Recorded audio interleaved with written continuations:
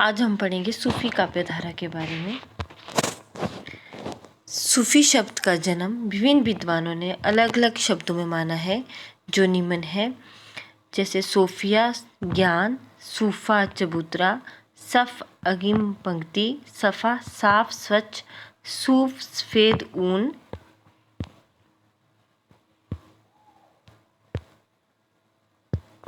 सूफ से सूफी का जन्म प्रमाणिक मत है। सूफी संप्रदाय के 4 भाग थे: चिश्तिया, कादरिया, सुहरावर्दी और नक्शबंदी। सूफियों के अनुसार 4 अवस्थाओं से निकलने के बाद मोक्ष की प्राप्ति होती है: शरीयत, तरकित, मार्फित, हकीकत। और आचरण, उपासना, सिद्धावस्था, सत्यबोध ये हिंदू धर्म की अवस्थाएं हैं। सूफियों की भाषा अवधी है। सूफियों की भाषा अवधी है। मुख्य उद्देश्य इनके प्रेम का उदात्त करते हुए मानवतावाद की स्थापना करना। संतों का प्रमुख उद्देश्य हिंदू मुस्लिम एकता पर बल देना था। सूफियों ने सांस्कृतिक एकता पर बल दिया। संतों का प्रमुख उद्देश्य क्या था? हिंदू मुस्लिम एकता पर बल देना, और सूफियों ने सांस्कृतिक एकता पर बल दिया। सूफियों ने नारी में ईश्वर का रूप देखा। सूफी लौकिक प्रेम से अलौकिक प्रेम की ओर बढ़े। सूफियों ने माया के स्थान पर शैतान को माना। सूफियों ने क्या किया? माया के स्थान पर शैतान को माना। आगे हम देखेंगे,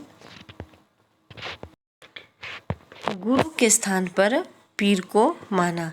सूफियों ने क्या किया? माया के स्थान पर शैतान को माना, और गुरु के स्थान पर किसको माना? पीर को माना।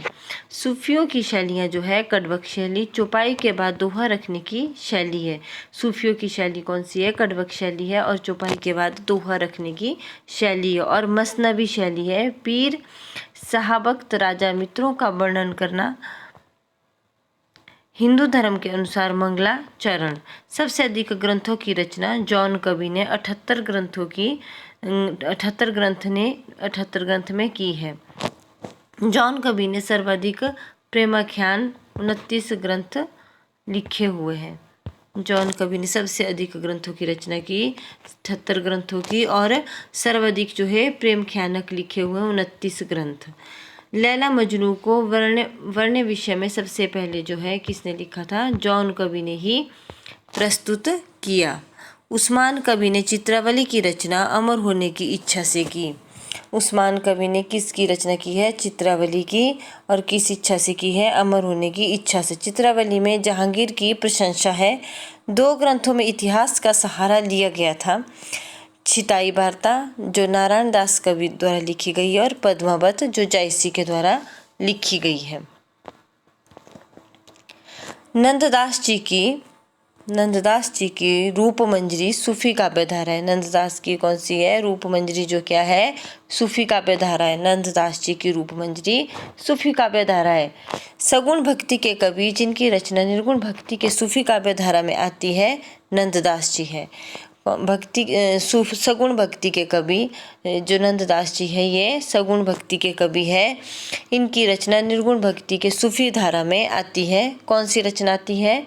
रूपमंजरी। हजारी प्रसाद द्विवेदी ने ईश्वर दास की सत्यवती कथा को प्रथम सूफी काव्य रचना माना है। हजारी प्रसाद द्विवेदी ने ईश्वर दास द्वारा लिखित है सत्यवती कथा, इसे क्या माना है? प्रथम सूफी काव्य रचना। किसने? हजारी प्रसाद द्विवेदी ने। किसको? सत्यावती कथा को किसने लिखी थी? ईश्वर दास ने। क्या माना है? प्रथम सूफी काव्य रचना। प्रथम रचना मुल्ला दाऊद की चंद्यायन है, जो 1379 ईस्वी में लिखी है। और अंतिम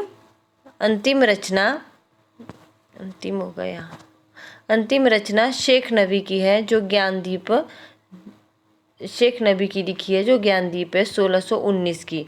सूफियों की जो महिला संत थी उसका नाम राबिया था। सूफियों की महिला संत का क्या नाम था? राबिया। आगे देखेंगे सूफी काव्यधारा के प्रमुख ग्रंथ हम देखेंगे कि कौन कौन से हैं। जैसे पहले नंबर पर आता है हंसावली। हंसावली किसने लिखा था? असायत ने। कब लिखा था? 1370 में। हंसावली किसने लिखा था? असायत ने। और कब लिखा था? 1370 ईस्वी में। डॉक्टर नगेंद्र ने हंसावली को प्रथम सूफी प्रेमाख्यानक ग्रंथ माना है। तो जो हंसावली है असायत द्वारा लिखा गया, तो किसने माना था इसको प्रथम सूफी प्रेमाख्यानक ग्रंथ?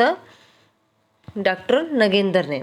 इसकी भाषा राजस्थानी है और आधार जो है बेताल विक्रम की कथा है।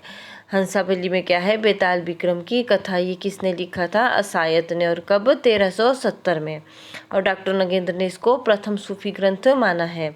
आगे देखेंगे दूसरे नंबर पर चंदायन। चंदायन किसने लिखी है? मुल्ला दाऊद ने। कब लिखी है? 1379 में। चंदायन किसने लिखी है? मुल्ला दाऊद ने। कब लिखी है? 1379 में। इसकी भाषा क्या है? अवधी भाषा है इसकी। डॉक्टर परमेश्वरी लाल गुप्त ने इसका पाठ चंदायन के नाम से संकलित किया। यह सर्वमान्य रूप से प्रथम प्रेमाख्यानक ग्रंथ माना जाता है। सर्वमान्य रूप से प्रथम प्रेमाख्यानक ग्रंथ कौन माना जाता है? चंदायन। चंदायन किसने लिखी? मुल्ला दाऊद ने। और कब? 1379 में। भाषा इसकी अवधी है। आगे देखेंगे माता प्रसाद गुप्त जी ने चंदायन को लोर कथा कहा है।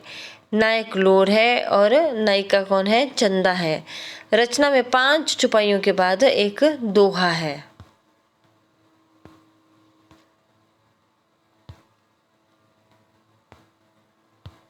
रामकुमार वर्मा के अनुसार प्रथम प्रेमाख्यानक ग्रंथ चंदायन है। आगे देखेंगे मृगावती। कुतुबन 1503। मृगावती किसने लिखी है? कुतुबन ने। और कब? 1503 में। भाषा इसकी अवधी है। मृगावती किसने लिखी? कुतुबन ने। कब लिखी? 1503 में। भाषा अवधी है। दोहों की भाषा इसकी साहित्यक अवधी है।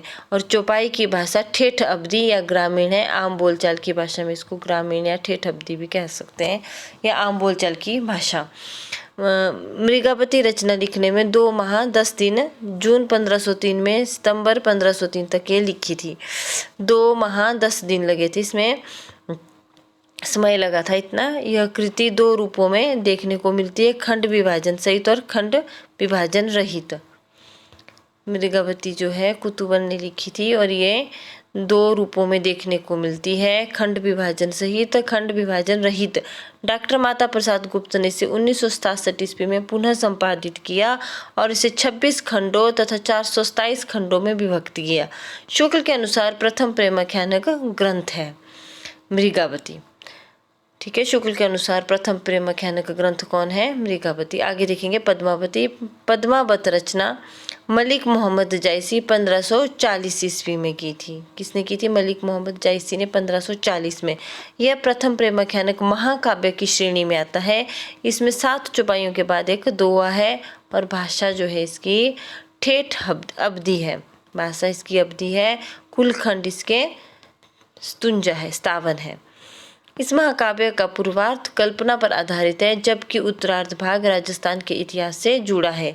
यह रूपक प्रतीकात्मक महाकाव्य की श्रेणी में आता है, जिसकी तुलना आधुनिक महाकाव्य कामायनी से की गई है। इस कहानी से गहरा साम्य समानता रखने वाली रचना प्राकृतिक की रतन शेखर कथा है। माता प्रसाद गुप्त तथा वासुदेव शरण अग्रवाल ने पद्मावत का अंतिम पद प्रक्षिप्त बाद में जोड़ा हुआ घोषित किया था। पद्मावत का प्रतीकात्मक रूप हीरामन तोता गुरु का प्रतीक है और पद्मावती जो है बुद्धि की या परमात्मा, शुक्ल के अनुसार परमात्मा की प्रतीक है। और जो राजा रतन सेन है वो मन का प्रतीक है या आत्मा का, शुक्ल के अनुसार आत्मा का प्रतीक है। और चित्तौड़ जो है शरीर का प्रतीक है। आगे देखेंगे इसमें नागमती जो है सांसारिक मोहमाया है, सिहलदीप हृदय है, राघव चेतन जो है शैतान है और अलाउद्दीन जो है छल कपट है। आचार्य रामचंद्र शुक्ल जी ने पद्मावत को रूप लोभ की संज्ञा दी है। नागमती वियोग खंड इसकी अमूल्य निधि है, जिसको प्रकाश में लाने का श्रेय जो है आचार्य शुक्ल को जाता है। नागमती वियोग का खंड जो है इसकी क्या है? अमूल्य निधि है और इसको जो है प्रकाश में लाने का श्रेय किसको जाता है? आचार्य शुक्ल को जाता है। नागमती वियोग खंड को शुरुआत कहाँ से हुई है इसकी? आषाढ़ महीने से हुई है। नागमती वियोग खंड की शुरुआत कहाँ से हुई है? आषाढ़ महीने से हुई है। जैसी का प्रिय अलंकार जो है हेतु परीक्षा है।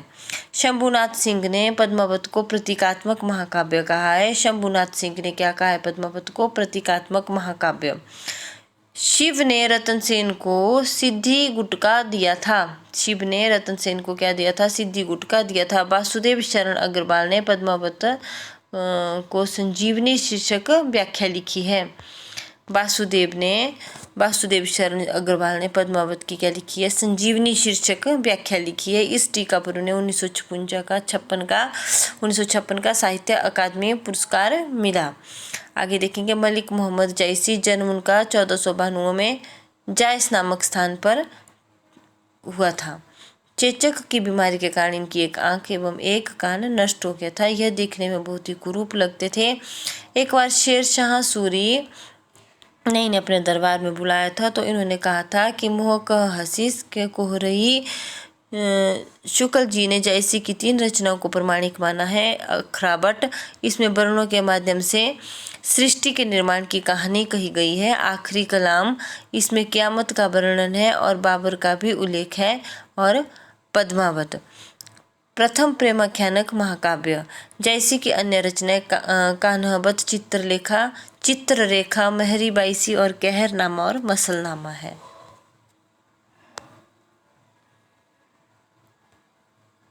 जायसी ने अपने से पूर्व 4 प्रेमाख्यानक ग्रंथ माने: मृगावती, मधुमालती, मुग्धावती, प्रेमावती। जायसी के गुरु शेख मेहंदी थे और कुछ विद्वानों ने बुरहान को भी इनका गुरु माना है। आगे देखेंगे मधुमालती। मंजन ने लिखी हुई है मधुमालती और 1545 में। इसमें 5 चौपाइयों के बाद एक